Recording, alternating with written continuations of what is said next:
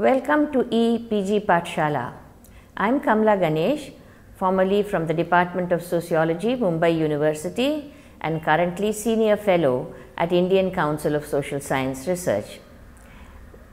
I am talking about the course Sociology of the Indian Diaspora, and right now I am going to discuss the diversities and identities issues in the diaspora with specific reference to caste and class.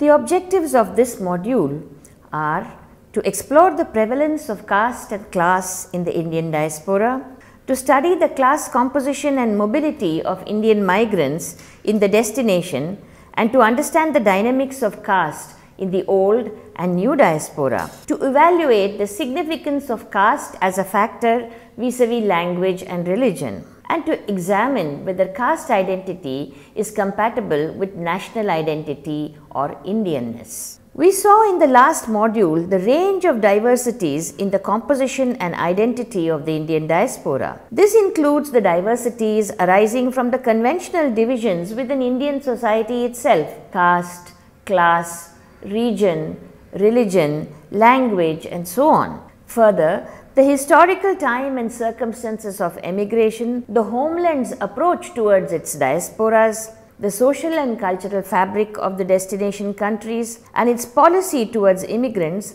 are also relevant factors that contribute to the profile and identity of a diaspora. One of the most visible internal divisions in Indian society is caste. Even though the structure of the traditional caste system, based on separation of castes, mutual interdependence and hierarchy, does not exist anymore, castes do exist on the ground and in the minds of people. Moreover, caste is also an idiom, an ethos, which is prevalent even if structurally, that is, as a system, it is almost gone. We shall discuss later the nature of transformation in caste structure and its meanings in the contemporary Indian context. It is important to have this as a backdrop to the study of caste in the diaspora. When Indians migrated out of the country, they carried with them their many affiliations, identities, beliefs and practices. The question arises, what happened to caste as affiliation, identity and meaning? Are caste structures and the cultural ethos of caste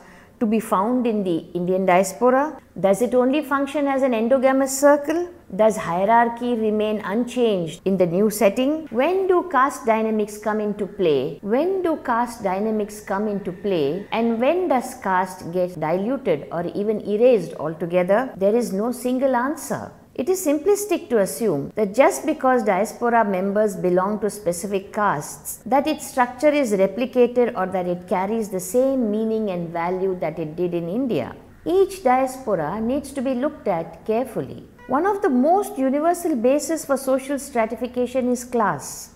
Unlike caste, it is found in some form in almost every society in the world. Class is an objective category. It can be acquired in one's lifetime, and it includes by definition mobility. There is a complex debate on what constitutes class, but we will not go into it here. We will consider class broadly as a function of income and occupation. Mobility from one class to another can be achieved during an individual's lifetime. Earlier, it used to be argued in the Indian context, especially by Marxian thinkers, that caste is only another form of class. But despite certain broad overlaps, especially in the lowest levels of the caste hierarchy, this relationship is not borne out. Furthermore, even though the lowest ranked castes also tend to be in the poorest classes, low income alone does not capture the humiliation and disprivileges that the former endured. The caste-class nexus needs much nuancing. Several articles in Dipankar Gupta's edited collections of readings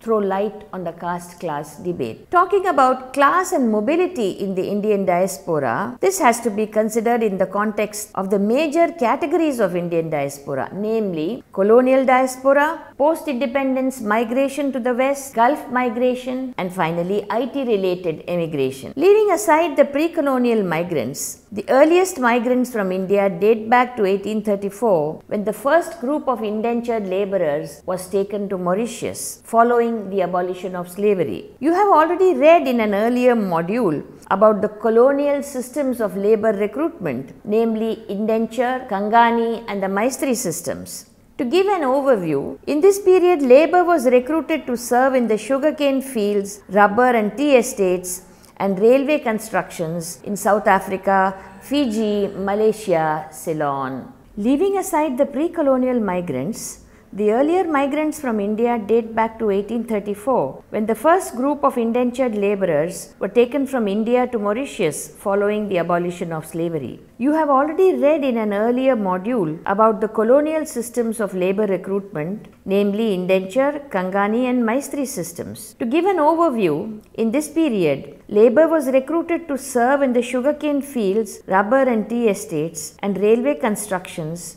in South Africa, Fiji, Malaysia, Ceylon, Caribbean region. The objective was to get docile, obedient and able-bodied labour for the colonial projects in other countries, and India was one major source. The preference was therefore for peasant and labouring castes who had the experience and stamina for hard labour. Class-wise, these groups could be termed as working class, but recruitment was not always easy. And in order to fill quotas and meet the requirement of plantation owners, these conditions were sometimes waived and anyone who was available was taken. This included those who had no stable employment, were looking for better opportunities, widows, single women abandoned by families, and some upper castes in dire economic straits. They came from a variety of caste and class background. So one could say that the bulk of indentured labour came from working class and peasant backgrounds, but it also included a proportion of migrants from mixed class backgrounds. The sea voyage was a perilous and hard one, and after they landed, they were subject to harsh and sometimes unfair conditions of labour and living. In the eyes of the recruiters and employers, they were all working class labour from a subject country. The fine distinctions of caste and class background were eliminated. After the indenture contract expired, some stayed on and settled down in their adopted countries. Of these, some flourished. Their descendants took to education or trained in skill-based professions and entered the middle class, and some also into the elite professional class. Others continue to be in working class positions, and depending on the policy of the host countries, are either well integrated or discriminated against and form an underclass with high association with crime. The colonial migrations also included business and trade migrants and those from clerical and service occupations who were drawn from what can be called middle class backgrounds. There is a fallout of this class position in the colonial diaspora. In some hostlands, as in Tanzania, and more generally in East Africa, the majority of the Indian migrants belonged to this trader businessman class. They had over a long period, leveraging their skills and usefulness to the colonial masters, first German and then British, had achieved a middleman status. It was a relatively homogeneous class, even though comprising of different castes of Hindus and Muslims like Bhatiyas and Boras. Yet vis-a-vis native African and colonial policies and politics, this class got racialized and named as Indian. What we see here is a conflation of class with race and nationality. On the whole, it can be said that the descendants of the colonial period emigrants have achieved a fair amount of class mobility, both in terms of their homelands and hostlands, although achieving an equal status with the native citizens of the hostlands has been difficult historically and in contemporary times as well. The post-independence period saw emigrants look to the West for higher education and professional employment. These were drawn generally from upper middle class and elite families who already had a good education in India. In the difficult economic situation where appropriate jobs were scarce, they were migrating for better opportunities. As a class, they have done well for themselves, accumulating wealth, social prestige and further mobility. The migrants to the Gulf from the 1970s onwards constitute a mixed bag class-wise. The bulk are unskilled and semi-skilled labour from the working or lower middle class in India, and a small proportion are highly skilled and qualified professionals from middle and upper classes. While the former endure difficult conditions of living, they earn better money than in India, and many convert this new wealth into status symbols back home. Since Gulf migrants are usually temporary and many return to India, their class position amidst their family and friends is usually enhanced. From the 1980s onwards, with the IT revolution, the composition of migrants to the US and in general to the West has changed. Partly because India is an important part of the IT revolution, their skills in this sector are recognized globally, and there is a premium on Indian migrants of this category. Germany, for example, created a special visa called the Green Card for Indian IT professionals wanting to emigrate to Germany. Indian education system has over the decades, with its affirmative action orientation, opened up to sections of society which previously did not have a presence in higher education. Post-liberalization, privatization and globalization, the aspiration levels and confidence of youth from various sections of Indian society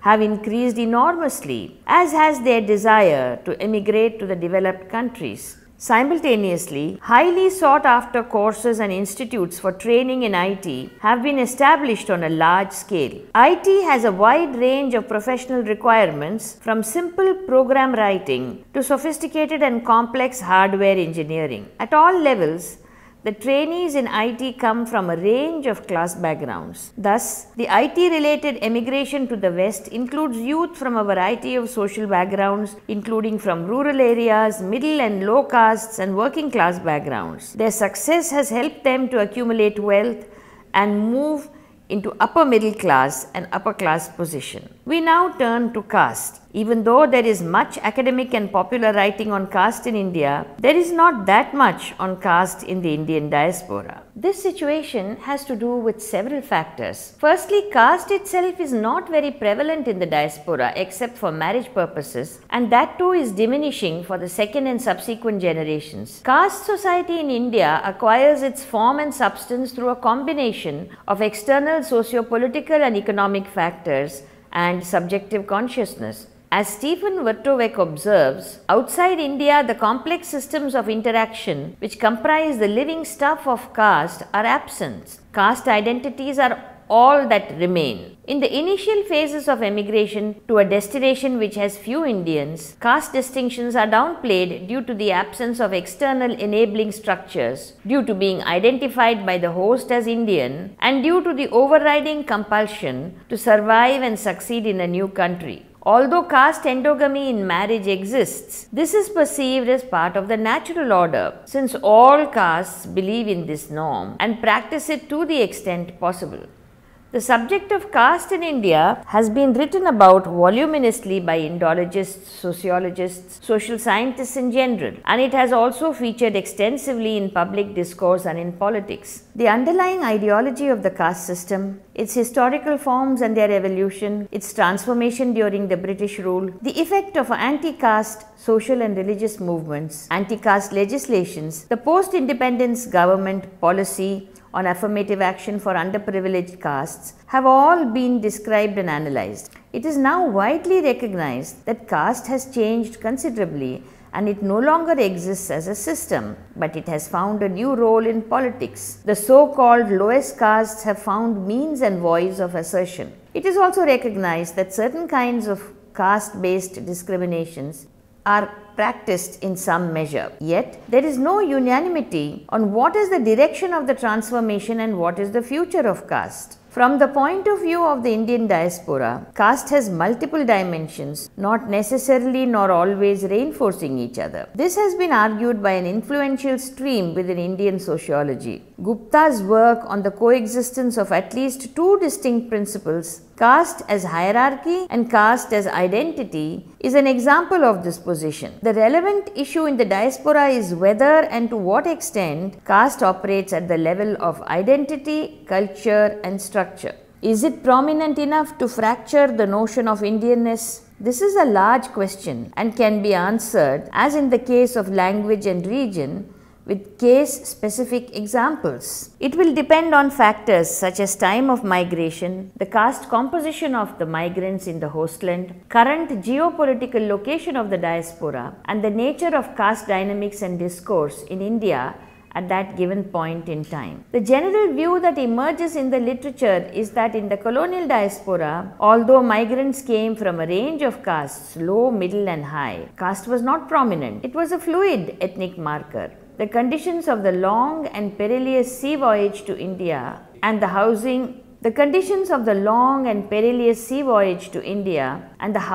dining and living conditions during indentured labor made it difficult to observe rules of ritual purity, and there were no caste maintaining authorities and structures. The Jahaji Bhai phenomenon is well known, in which the bonds formed during the sea voyage under shared conditions of danger, hunger and brutal treatment endured even after landing in the destination. It became a lifelong bond, circumventing caste and other markers of differentiation. Endogamy was not maintained rigorously in practice. Female migrants were much smaller in number and were paid wages on fairly equal terms to the men, and so exercised some choice in marriage, not always within the caste. Although caste was not important except for marriage, people identified by castes, albeit most claimed middle caste status. There was fabrication of caste identities enabled by the fluid situation. Ravindra Jain says that caste among Indians in Malaysia and Trinidad has played out at the cultural level rather than as social stratification,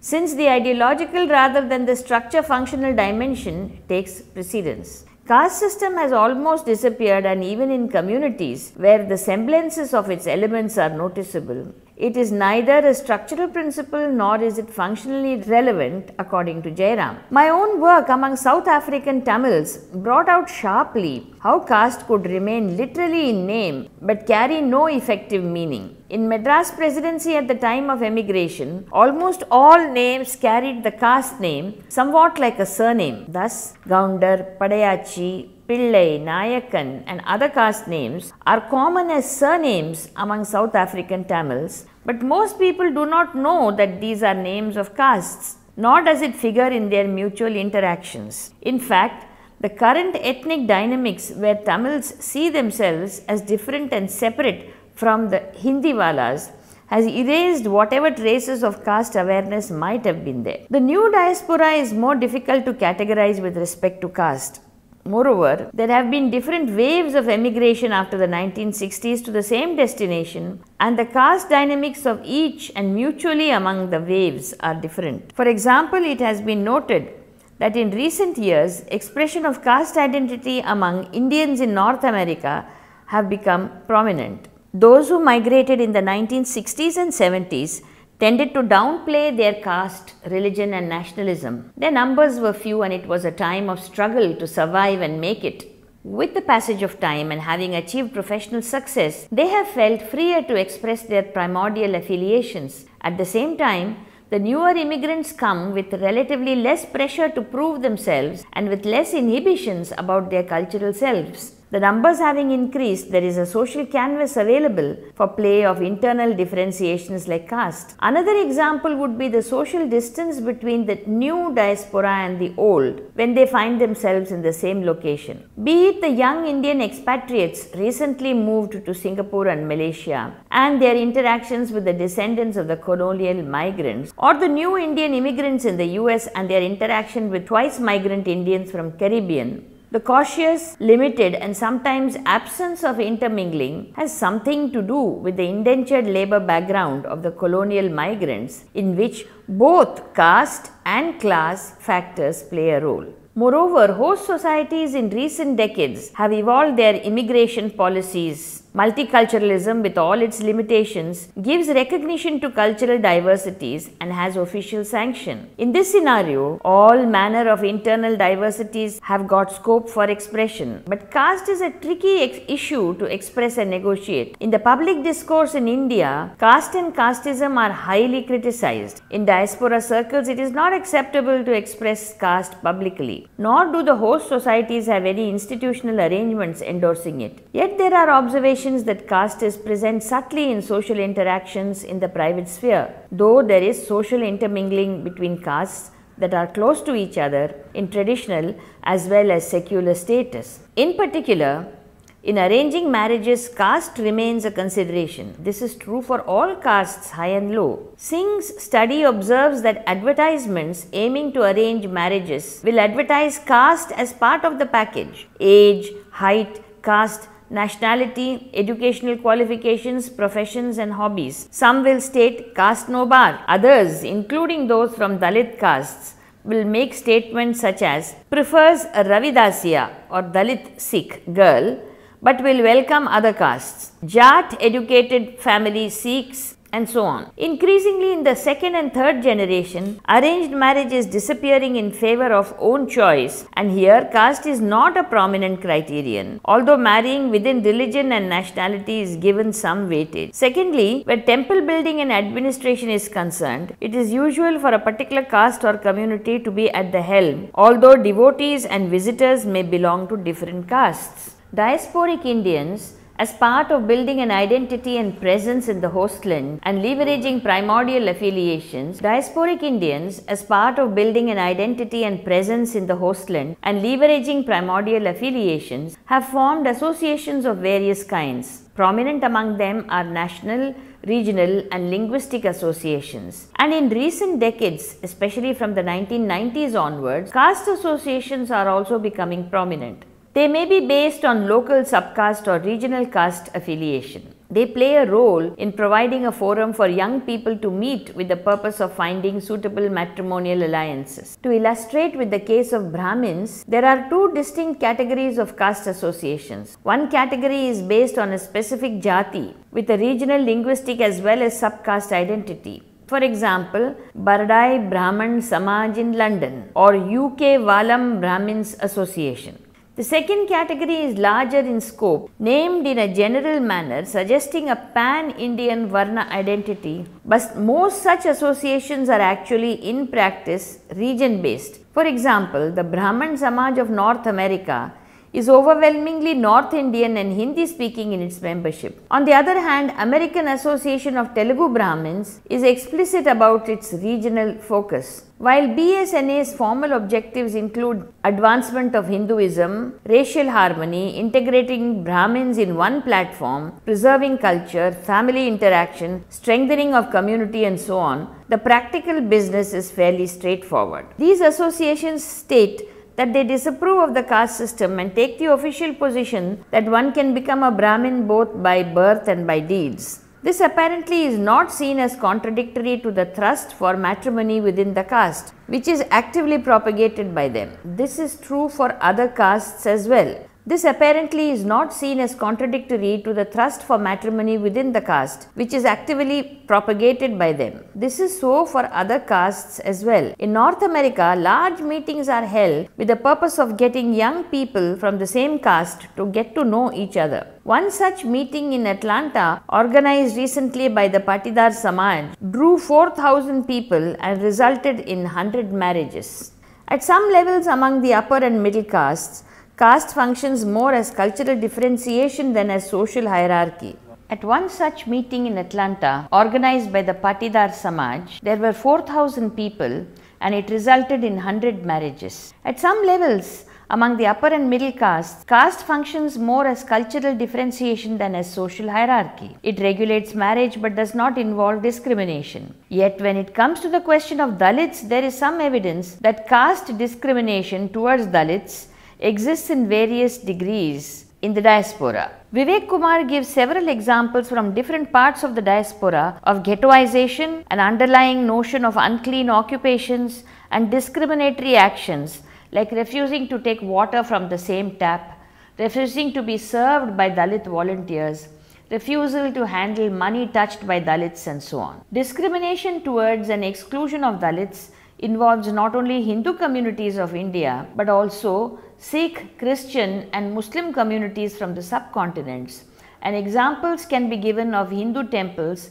and gurudwaras or Sikh places of worship practicing exclusion covertly or overtly. The phenomenon of Dalit assertion in India over the last few decades and the growth of the Ambedkarite ideological movement and politics has had an impact in the diaspora. Mobilization of Dalits through groups, associations, conferences and campaigns is noticeable. Dalit movements have campaigned in the host societies to recognize and prohibit caste discrimination. They have been particularly effective in the UK. Over the last few decades, there has been a gradual increase in population of those who have arrived in the UK from the Indian subcontinent. Caste prejudices have been taken note of by British society, as is evident in the radio program commissioned by the BBC on Radio 4, The Caste Divide, which was broadcast in April 2003. Subsequent to this, it was strongly felt that there was a need to confront the problem of caste, and this has led to the formation of an organization called Caste Watch, which documents cases of caste discrimination, mostly towards Dalit caste, and campaigns for elimination of caste discrimination. Even though caste discrimination is not expressly prohibited under